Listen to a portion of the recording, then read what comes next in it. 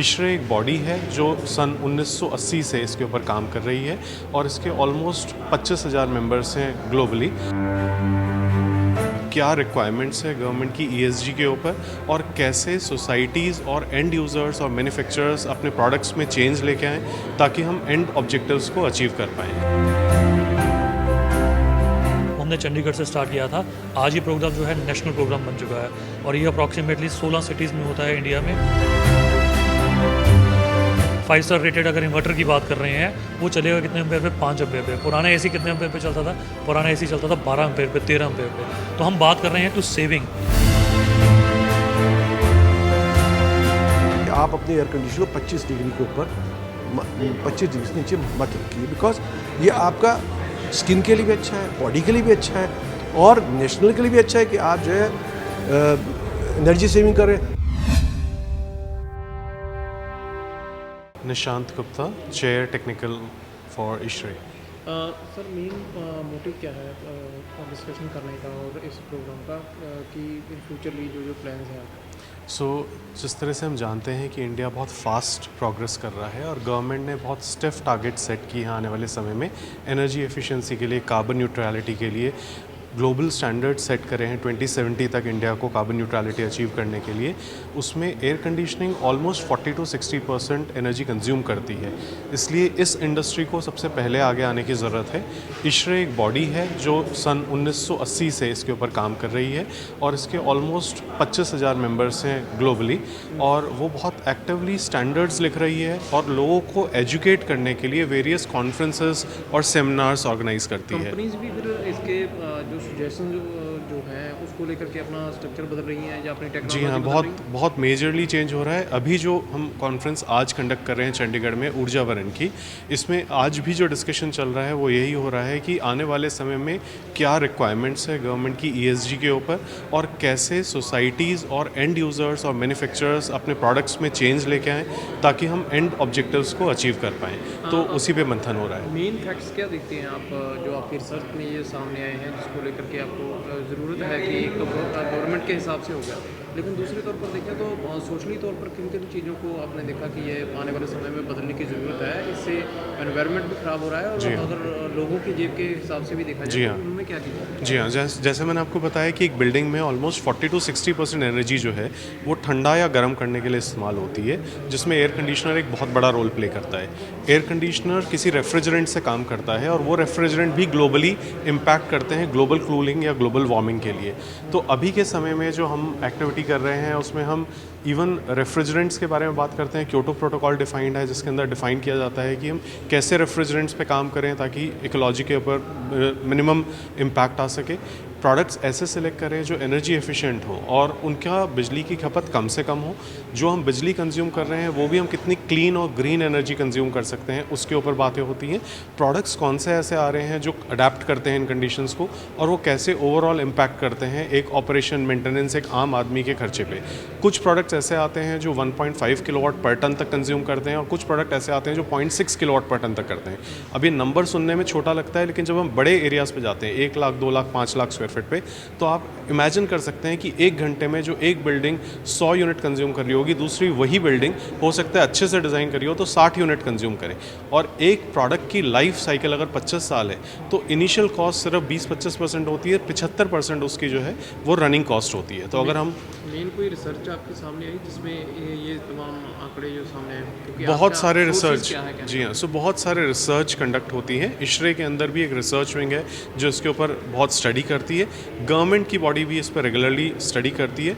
इशरे support करता है standards लिखने में कि टेस्ट कैसे किया जाए, रेट कैसे किया जाए, उसको मेजर कैसे किया जाए, जिसके बेसिस पे BIS उसको अडॉप्ट करता है, BE स्टार लेबलिंग लेके आता है और इस तरह से एनर्जी एफिशिएंसी को इम्प्रूव किया जाता है।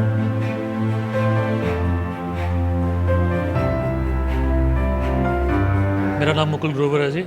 मैं वर्किंग करता हूँ मित्सुबिशी के साथ एज अ सीनियर मैनेजर। मैं इशरे के साथ एसोसिएटेड हूँ पिछले 15 साल से। ISHRAE is a basically society we called as a Indian society of heating refrigeration and air conditioning engineers. इसमें क्या होता है कि जितने स्टैंडर्ड्स हम फॉलो करते हैं रिलेटेड टू एयर कंडीशनिंग, उस स्टैंडर्ड को सारे वो इशरे बनाता है। आज हम जिस चीज़ पे बात कर रहे हैं दैट इज़ अ ऊर्जावरण। ऊर्जावरण का हमारा मोटिव रहता है कि हम अपनी बिल्डिंग्स को कहाँ सेव कर सकते हैं, किस चीज़ पे सेव कर सकते हैं, एनर्जी सेविंग कहाँ कर सकते हैं और कितनी एनर्जी हमें सेव करनी चाहिए, किस प्रोडक्ट को हमें लगाना चाहिए, जो उस प्रोडक्ट को लगा के कहाँ हम अपनी चीज़ें सेव कर सकते हैं। तो ऊर्जावरण इज़ बेसिकली ऑन दैट। तो ईश्वरी इस प्लेटफॉर्म को पिछले 10 साल से कर रहा है और ये जो है ऊर्जावरण है वो हमने चंडीगढ़ से स्टार्ट किया था। आज ये प्रोग्राम जो है नेशनल प्रोग्राम बन चुका है और ये अप्रॉक्सीमेटली 16 सिटीज़ में होता है इंडिया में, और सारे इस चीज़ को फॉलो करते हैं और ये चीज़ समझते हैं कि कहाँ हम एयर कंडीशनिंग चीज़ों को सेव कर सकते हैं, कौन सी ऐसी टेक्नोलॉजी है जिसको हम अडॉप्ट करें वो चीज़ें। पहले से अब तक क्योंकि आपकी डिस्कशन जिस तरह से होती रहती है या आज भी हुई है, तो पहले से कितना चेंज आया है और लोगों के लिए अगर हम कहें कि कोई कंज्यूमर है, अगर वो पहले के मुकाबले आज जो एयर कंडीशनर खरीद रहा है तो उसमें किन किन टेक्नोलॉजी के साथ साथ में उसका भी क्या फ़ायदा होगा, और दूसरा एनवायरमेंटली कितना चेंज आया है कि लोग जैसे सेकेंड हैंड एसी लेते हैं, तो अभी अगर जो ले रहे हैं उनको क्या मानसिकता के साथ पुराने लेने चाहिए या नहीं लेने चाहिए? सर एनवायरमेंटल चेंजेस पे अगर आप बात करोगे तो अगर हम आज बात करते हैं बीई की, bureau of energy efficiency, bureau of energy efficiency क्या कहती है? वो कहती है जी आप अपने कोई भी प्रोडक्ट आप खरीदते हैं तो आप उसकी स्टार रेटिंग देखिए। तो ये स्टार रेटिंग कैसे डिज़ाइन होती है? एक 5 स्टार रेटेड प्रोडक्ट है, एक 4 स्टार रेटेड प्रोडक्ट है, एक 3 स्टार रेटेड प्रोडक्ट है। जितना एफिशिएंट प्रोडक्ट होगा उतनी 5 स्टार रेटेड ज़्यादा होगी।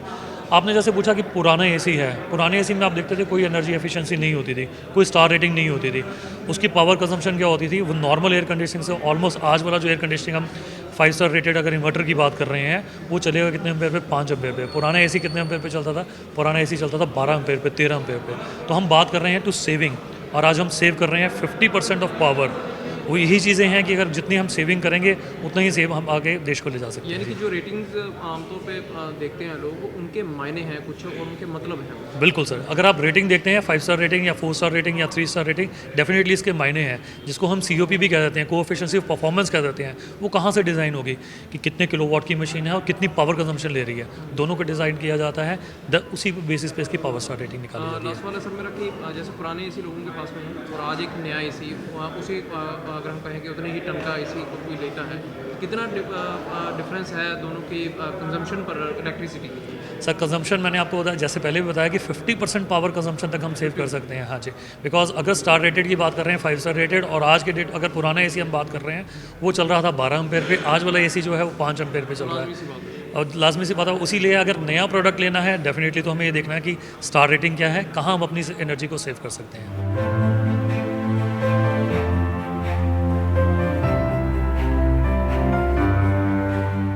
नाम बता दीजिए सर। मेरा नाम PK आनंद है। मैं ईश्वरी के अंदर रीजनल डायरेक्टर हूँ नॉर्थ 2 का, और वैसे बेस्ड जयपुर मेरा चैप्टर है जहाँ से मैं आया हूँ। आज सर मोटिव क्या था आज की डिस्कशन का, और जिस तरह से एयर कंडीशनर्स को लेकर के आज चर्चा हो रही है आपकी, पहले की टेक्नोलॉजी और आज की टेक्नोलॉजी की अगर बात करें और लोगों को सजेस्ट करें कि उन्हें दोनों में से क्या लेना चाहिए, क्योंकि आपने देखा होगा कि सस्ते के चक्कर में लोग पुरानी चीज़ें भूल लेते हैं, जो मिडिल क्लास हैं या लोअर मिडिल क्लास हैं। तो इनमें डिफरेंस थोड़ा सा समझा पाएंगे कि आखिर नई चीज़ लेने का उनको फ़ायदा क्या होगा और कितना आखिर इलेक्ट्रिसिटी उसमें बचता है? देखो, एक सिंपल सी बात है, अगर सिंपल कैलकुलेशन देखें तो पूरी बिल्डिंग का या पूरी जो भी एनर्जी है जो कंज्यूम्ड होती है उसमें से मैक्सिमम एनर्जी जो है अराउंड 60% एनर्जी आजकल जो है एयर कंडीशनिंग उसके ऊपर जाती है।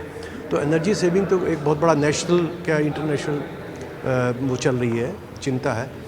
तो पहले जो एयर कंडीशनर वगैरह बनते तो आज में एफिशिएंट, अगर आपको डेवलपमेंट की बात है तो स्टार रेटिंग वगैरह आ गया, और स्टार रेटिंग से क्या हम बताते हैं कि किसको एयर कंडीशनर कितना यूज़ करे और किस तरह यूज़ करे, तो उससे हम कितनी हम उसमें एनर्जी सेव कर सकते हैं। सेकंड क्या है कि हमारा एक मिसकंसेप्ट है कि हम जितना उसको क्या करेंगे उतना ठंडा होता जाएगा, उतना हमके एक्चुअल एयर कंडीशन होता है के लिए बॉडी कंफर्ट के लिए है।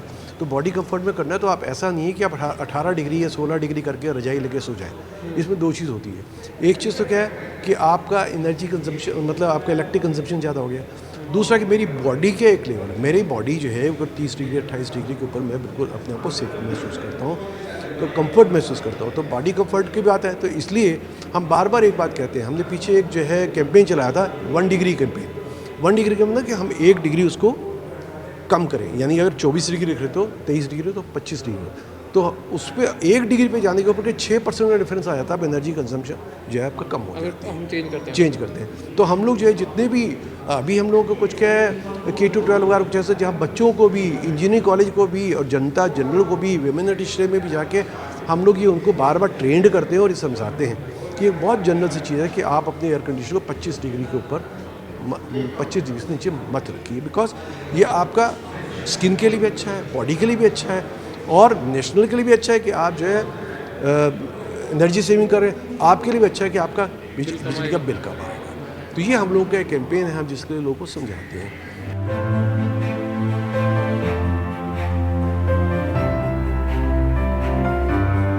नाम बताइए सर। डॉक्टर अंशु कुमार। अंशु कुमार जी, जिस तरह से आज तमाम डिस्कशंस आपकी हुई हैं, मेन मोटिव क्या था इसका और क्या इनोवेशंस देखती हैं कंपनीज की जो फॉर द पब्लिक? देखो, आज जो HVAC इंडस्ट्री है बहुत आगे बढ़ रही है और बढ़ने जा भी रही है, क्योंकि अगर मैं पास्ट देखूं, अगर 20 साल पीछे चला जाऊं तो उस टाइम पे हम लोग अगर एक एयर कंडीशनर चलाते थे तो it was consuming 16 ampere of current. आज उसी करंट के अंदर हम लोग 4 एयर कंडीशनर इन्वर्टर टेक्नोलॉजी पे चला रहे हैं। That means the industry is moving much ahead, कि जहाँ पर हम लोग एक हाई एनर्जी एफिशिएंसी के ऊपर, हाई टेक्नोलॉजी के ऊपर इस HVAC इंडस्ट्री को देख रहे हैं। और जो आज के सेशन थे, it was really eye opener के खाली वो घर तक सीमित नहीं है, पूरी commercial industry, rules and regulations, Bharat सरकार की इम्प्लीमेंटेशन, ये सब कुछ डिस्कशन में है। और इस डिस्कशन से ये भी आगे जारी है कि हम लोग और आगे कैसे ग्रो करें और एनर्जी एफिशिएंसी को कैसे बढ़ाया जाए।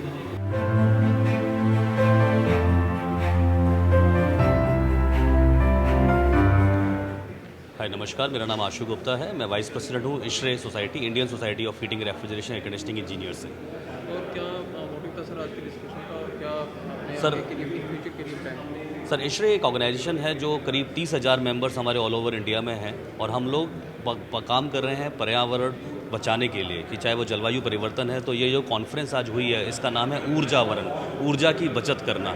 और ये कॉन्फ्रेंस केवल आज चंडीगढ़ में नहीं, ये पूरे ऑल ओवर इंडिया में करीब 30 से ऊपर शहरों में हम ये करते हैं। और इस इंडिया के बाहर भी हमारे दुबई, नेपाल, कतर, यहाँ पे भी ये कॉन्फ्रेंस हो रही है। और मेन इंटेंट है कि जो ग्लोबल वार्मिंग या क्लाइमेट चेंज हम देख रहे हैं, इसको कैसे बिल्डिंग सेक्टर में, क्योंकि बिल्डिंग से बहुत कार्बन इमिशन निकलता है, उसको हम कम से कम करें। उस कार्बन इमिशंस को कम करने के लिए सबसे पहले हमें एफिशिएंट बिल्डिंग बनाना बहुत ज़रूरी है। तो उस माध्यम पर ये कॉन्फ्रेंस की है। तो डिफरेंट तरीके के आर्किटेक्ट्स, इंजीनियर्स इस पर आज वार्तालाप कर रहे हैं।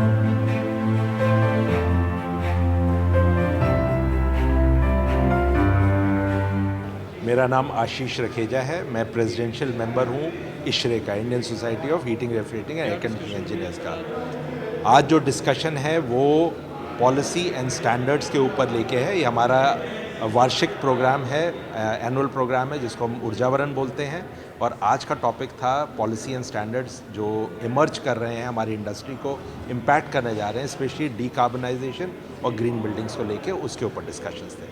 और क्या सर प्लान किया है फ्यूचर पे?